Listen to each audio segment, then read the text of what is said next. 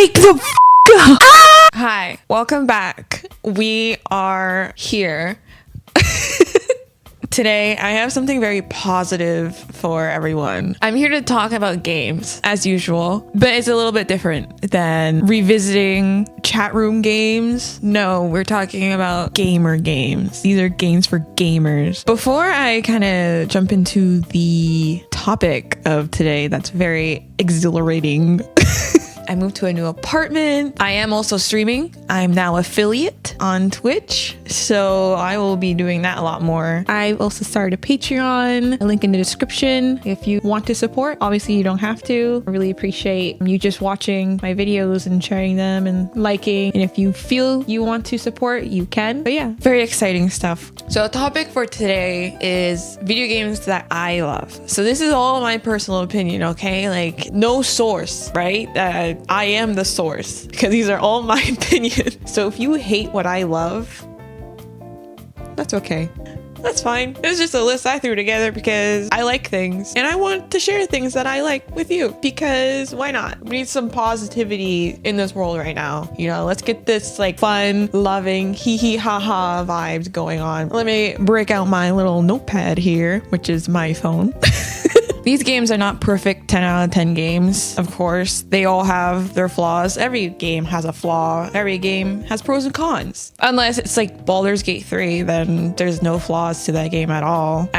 Like the gameplay is fantastic. You can have a little bit of romance. So I don't know. I guess there are 10 out of 10 games, but that's not on my list. Baldur's Gate 3 is not on my list. I didn't put it on my list. I should have, now that I'm talking about it now. But okay, let's just get started with the list. So number one.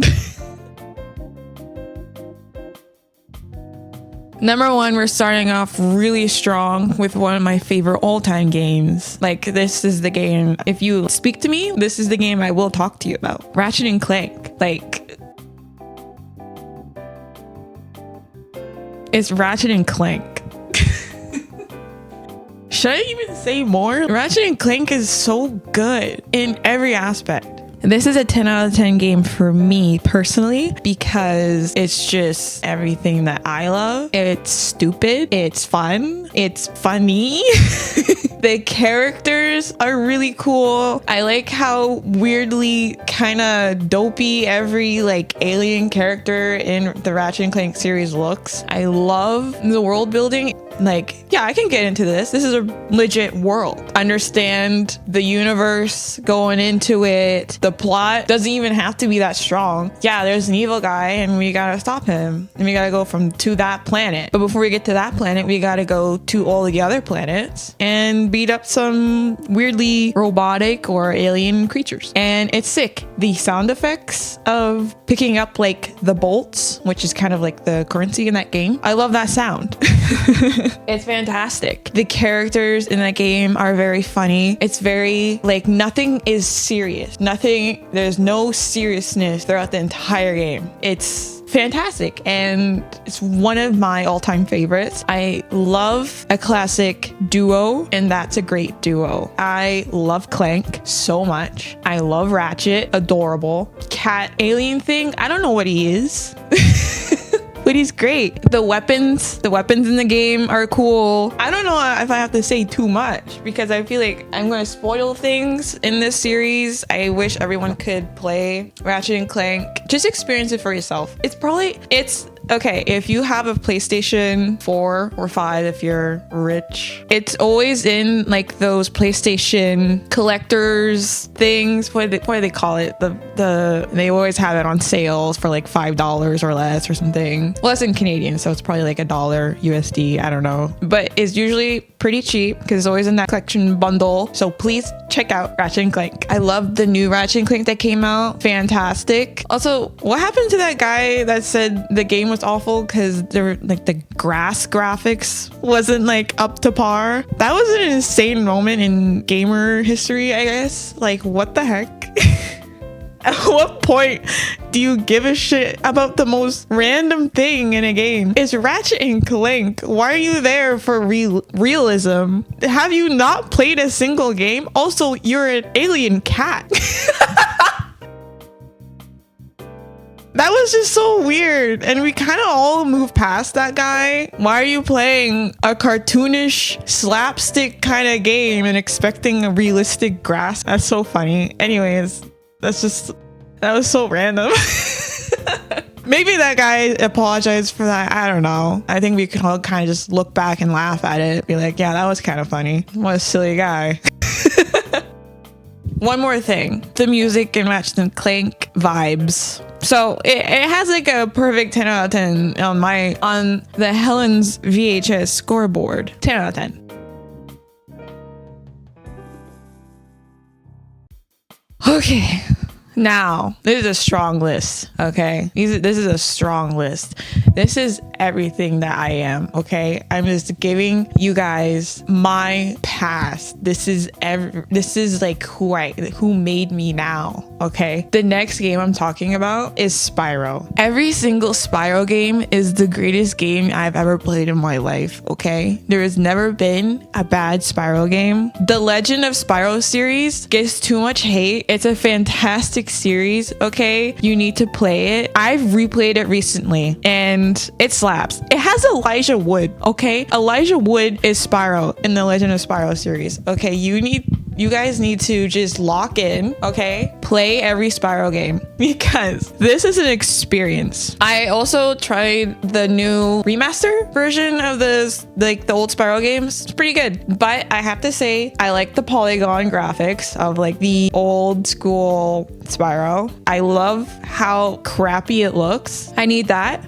Although the remaster version is beautiful. Don't get me wrong. Fantastic work, guys. The team that worked on the remaster, great. It's beautiful. Love it. I do play the old one instead though. Just saying. Tangent. There's a kind of small resurgence of like really old school polygon PS1, PS2 graphics coming back in the indie scene. I love that. I was a child when I was playing on the PS2, PS1. I wasn't paying attention to plot. I was paying attention to the colorful objects on the screen. I was a purple dragon in a very scenic, beautiful map, collecting diamonds, unlocking my dragon friends who were turned to stone. Beautiful statues, mind you. And there was a weird purple guy who would keep stealing dragon eggs and you had to chase him down, which was a task in itself. That guy was really hard to beat up.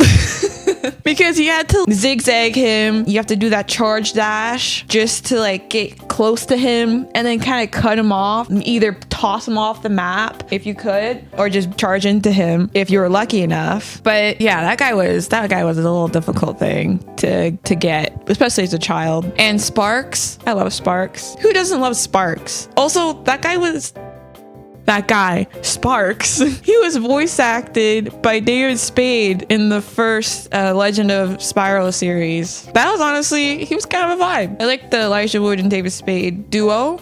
But then I think the second game and the game after, it was a different voice actor for Sparks. But still, that was random. Kind of cool. The art style of the Spyro series and Legend of Spyro. The Legend of Spyro actually has a special place in my heart because they were trying to go kind of dark with it. Like dark and serious with like the art style in the Legend of series. Fantastic. Love it. And I even love the older art style of the other games. Although kind of horrifying because of like the polygon graphics made some of their eyes bulge. There was like a cuteness to it, a cuteness, playful atmosphere to the style of the game and all the fun bright colors. It was very nice. And then when the Legend of series came out, they went a little bit darker with the color schemes. There was a more serious tone to the art and I loved both versions. They're both fantastic in their own ways. There's also maybe a controversial take. Get ready for this, but the last game in the Legend of Spyro series was one of my favorite games.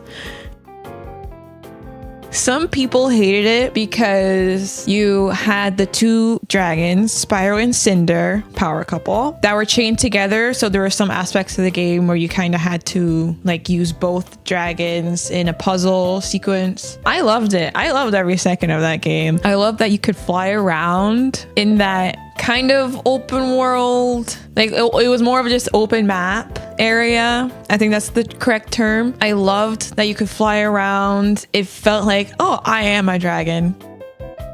Yeah, I am Spyro. What are you gonna do about it? I found like those aspects of the game awesome. I love the enemies in both versions of Spyro. In the original game, it was, you know, these cute, weird guys that you're fighting all the time. They're kind of silly. There's always like a silly goofiness to the enemy characters in the original Spyro series. And then in the Legend of Spyro series, very, very cool enemy designs. I find both just fantastic. They're both different, completely different atmospheres and games, but they're both awesome and so fun to play. The enemy battles. Okay, well, I have one gripe. So the boss battle in the first Legend of Spyro game, like the first one, that boss battle at the end of the game, I don't know if I can say who you're fighting because I feel like that's a spoiler. That battle was so annoying.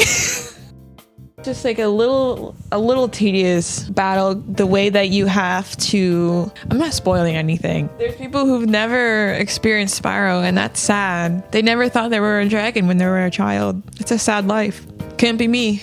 So the verdict is 10 out of 10 game. Every game on this list is 10 out of 10.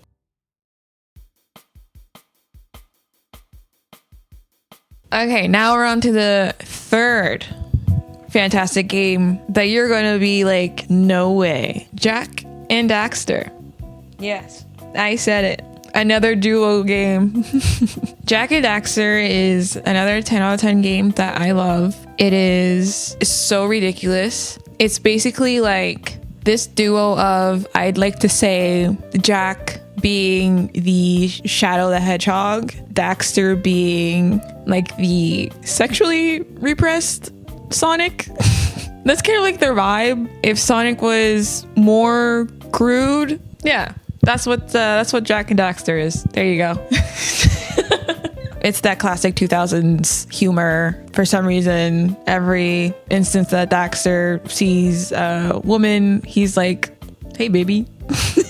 And Jak does not care at all throughout the entire series. He's a very stoic kind of guy, but that's why we love him. They're complete opposites of each other, Jak and Daxter, but they work so well together. The Jak and Daxter series are if Legend of Zelda, but they added capitalism and drugs. I really love these games, honestly, for the world building. For instance, Jak 1, fantastic. I really love the steampunk aesthetic that goes on in this game. It's beautiful. It's very cool. You can understand it. You know, it makes sense. You're like, yeah, sure. Just big wheels, weird advanced technology, but it's still kind of primitive. I love it. It's like your weirdly spooky, grimy Legend of Zelda, because they do look like the Hyruleans. I've always loved airships. You know, it does give me the Treasure Planet vibes that I love. Also a fantastic movie. Please watch Treasure Planet. It's probably the only movie that I care about. That and Spaceballs. Jak 1, fantastic. Love the art style. The gameplay is fantastic. The characters are really cool. I love the design of everything. The enemies are cool. It's definitely a game that you can finish within a day if you have probably less than 9 hours to kill. I remember finishing it very quick.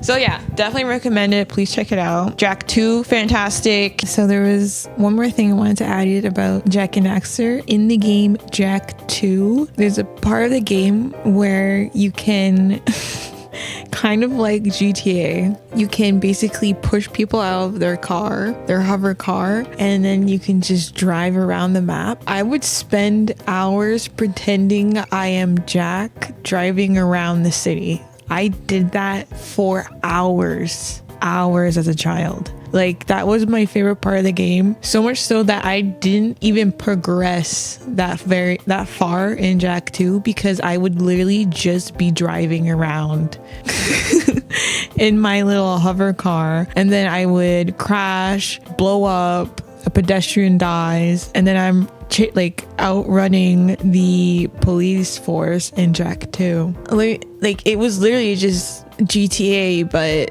in this really cool universe where everything's kind of like steampunk, and they have like these like shock weapons that they would chase you with, these red police-esque kind of characters. Like that was my favorite part of Jak 2, was literally just driving around and blowing up and then running away from police, and I would do that constantly for hours and hours on end. Like that was my favorite part of the game, and it wasn't even like a major part of the game. You're supposed to go from point A to point B to progress in the story. Me as a kid, I'm like, no, I'm staying here.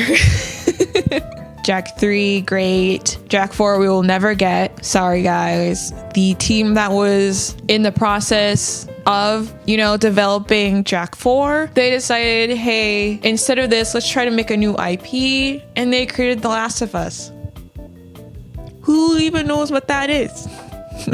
I'm kidding.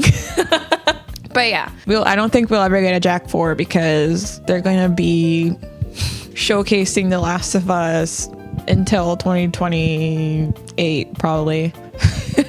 But yeah, I recommend every single one of the games. The game is funny, characters are funny, you have silly goofy moments. Another thing similar to Ratchet and Clank, it's never that serious. Silliness, 10 out of 10. Comedy, 10 out of 10. The fighting in the game, 10 out of 10. So yeah, I just need everyone to play Jak and Daxter because I love that series so much. I've replayed it many times and I think everyone will enjoy a little bit of fun.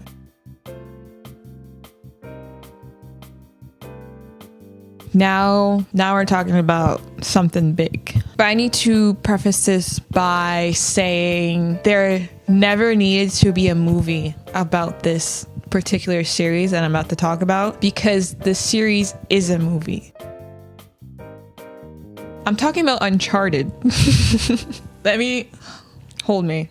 Uncharted is cinema. There never needed to be a movie because that entire series is cinema already. The voice acting and dialogue, it's fantastic. Like it's just everything. Like the plot of Uncharted is perfect. The Sully, I die for Sully, okay? Like Nathan, hilarious. The game is great. Oh my gosh. Okay, so I've played every single Uncharted game except the PS Vita version. Never played the PS Vita because I never had one. Anyways. But oh my gosh. The puzzles in Uncharted, fun. The story, fun. The characters are fantastic. The music, the fighting, the cinematics, 10 out of 10. Everything about the Uncharted series is great. The spin-off where it was just the two girls, fantastic. That's also a great game. Every single aspect of the Uncharted series is fantastic. It's breathtaking, okay? This is 11 out of 10. This series,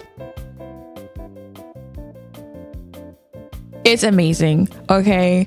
Like the plot twists, the enemies, everything about Uncharted is fantastic. Just play the games. They're each about 9 hours. That's great. Like they're filled to the brim with like amazing content, like just everything about Uncharted is fantastic. Okay, every single one of the games has no flaws. I loved every bit of it. Okay, I was so hooked on this.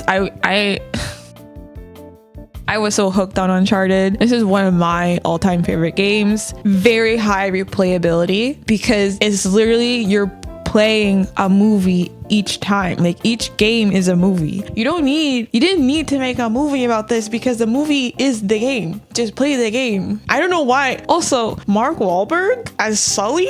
Are you kidding me?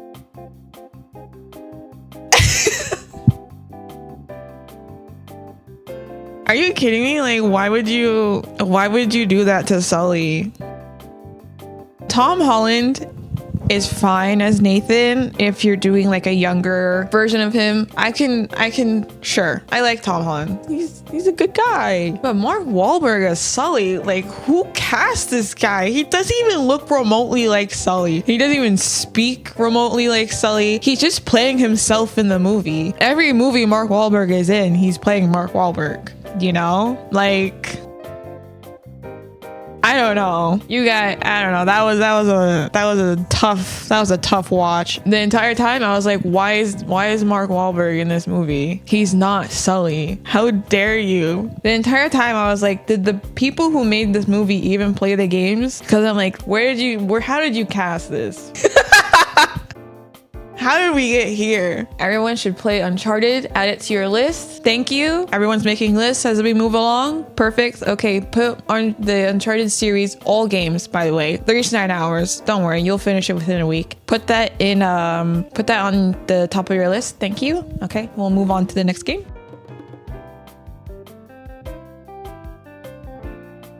This next game is something that kind of surprised me because it took me 2 tries to kind of get into it. But then when I actually sat down and played this game, I was like, oh, I love this.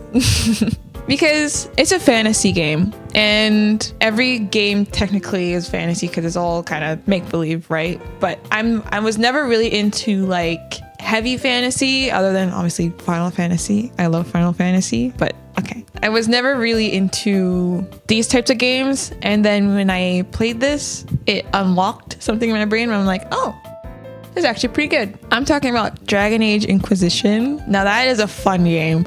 I put so many hours into Dragon Age Inquisition. I was doing all of the side quests, all of them. This game took a lot of hours out of my life. Like I was in and I couldn't get out. It was fantastic. Every aspect of this game was fun. I loved how dopey my character was. I made my character an elf, of course. Elves are cool. Okay, get behind it. I hated how every time you saw your character walk, it was like this.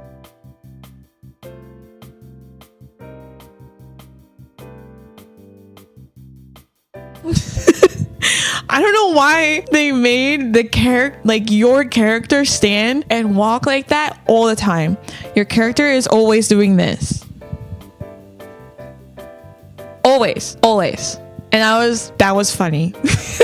But yeah, this game is kind of like a gateway drug because after this, you're like, okay, I can play like another Baldur's Gate-esque kind of game. And then I played Baldur's Gate 3 after this, and that's a fantastic game.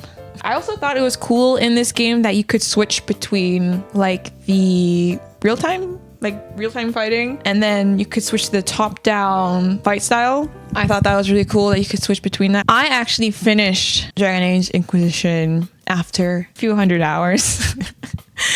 I put a lot of time into this game. I was sad that you couldn't romance Varric, you know. That sucks. That really sucks. I ended up romancing Cullen in the game, you know, the drug addict, but you know, I fixed him. That's a plot. That's a subplot in the game. Depending on who you romance in the game, there's like other quests that go along with it. That's one of his, is to make him stop taking drugs, or you join him. It's whatever you want. Also, a lot of people who play Dragon Age Inquisition, I was seeing a lot of fanfic, especially on Tumblr, of people making fan edits of Solus. That guy was so mean. The entire time I was like, he's just so mean. I don't understand why anyone likes this bald meanie, this bald bully.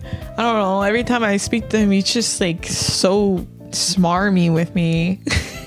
Dragon Age Inquisition is fantastic, and I love the fighting. I love the music in the game is fantastic. The plot is very cool if you're into that kind of fantasy Lord of the Rings kind of, like, I say Lord of the Rings because I'm just trying to paint a picture of the kind of game that you're about to play. But yeah, it's that kind of story plot. I also loved the characters in the game. I loved the puzzles were very fun, and the end of the game was pretty sick because it's an open-ended game, which leads perfectly into Veilguard, which is also another game that you should check out after you finish this one. It's fantastic. I love Dragon Age Inquisition, and you will probably want to play Baldur's Gate 3 after playing this.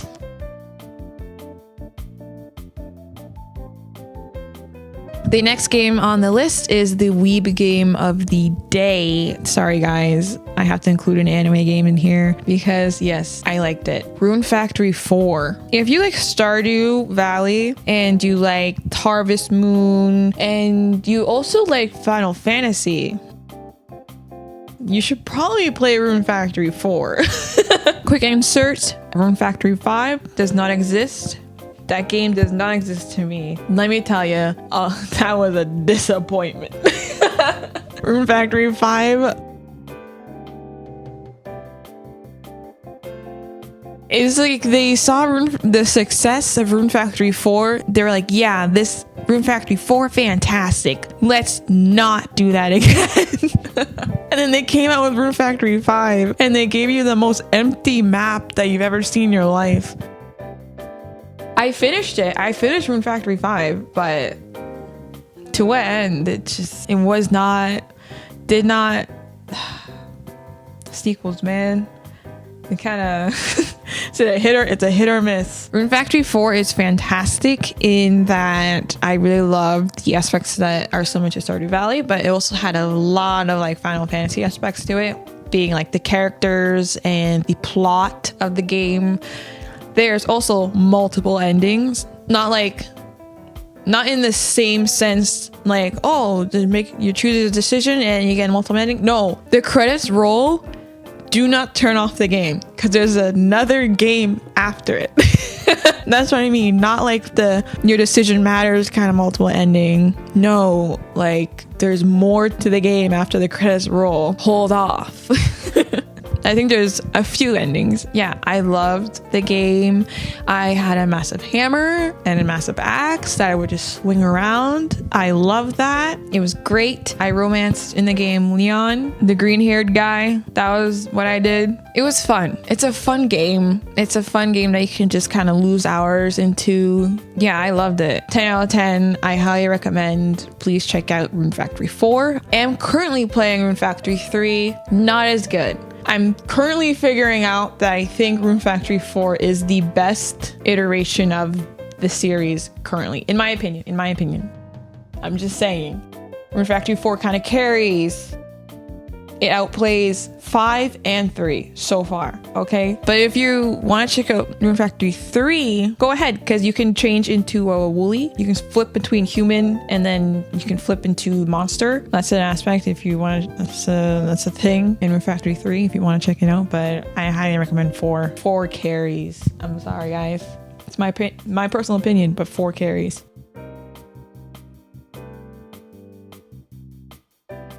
All right, I saved the best for last. Sly Cooper. Do I even need to say anything? It's Sly Cooper. I don't think I need to say anything about this game because it's Sly Cooper. Every Sly Cooper game is amazing. Carmelita Fox, she's a queen, okay? She's a queen. She carries.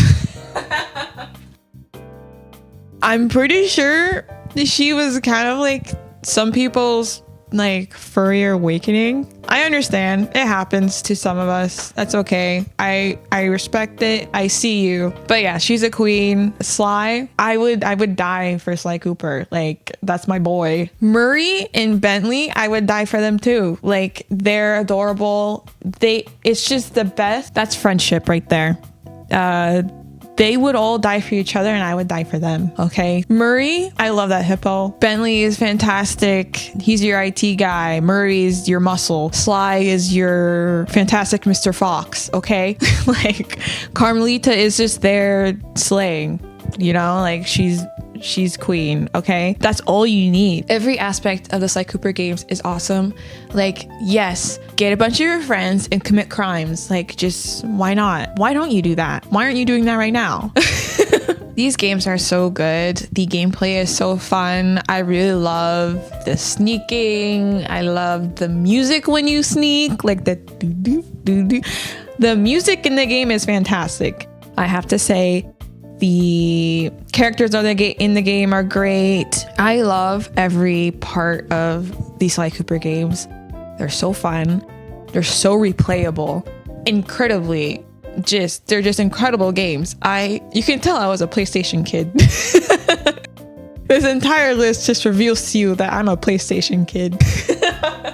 These games are fantastic. 12 out of 10. Sly Cooper gets 12 out of 10. Okay? They're sick. I love the art style of Sly Cooper. They clearly it's very comic book-esque and it's cool. Like it feels like, okay, I'm viewing an art piece, okay? This is artistic.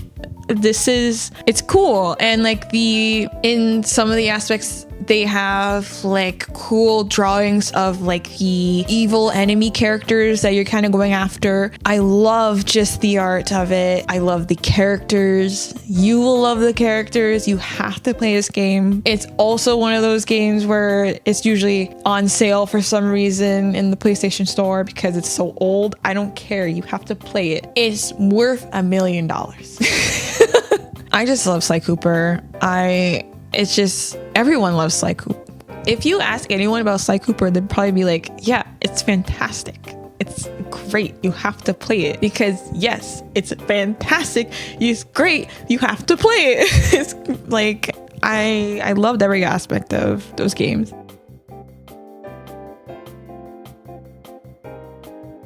There was no order in which this was going. It's just games that I like. They're all fantastic. I highly recommend for you to check out every single one of them. Please do report back to me. Type in the comments below how your experience went. I want to hear what everyone else has to say. And also in the comments below, tell me how you felt about that Uncharted movie because I can't be the only one who was like, why is Mark Wahlberg in this movie?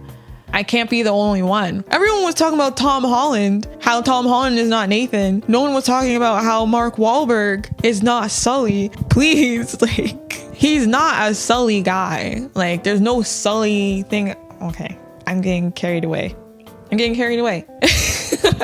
Few things before I sign off. I am streaming on Twitch a lot more. I got affiliate. Please check me out on Twitch. Same user, helensvhs. Hope to see you there when I'm live. I will try to post more frequently. Thank you so much for watching this. Can't wait to hear your thoughts and opinions in the comments below. Let's talk about that Uncharted movie. Let's start a discourse. Make sure to subscribe to stay tuned for the next upload. I will try to upload weekly. Thank you so much for watching. See you in the next one. Bye.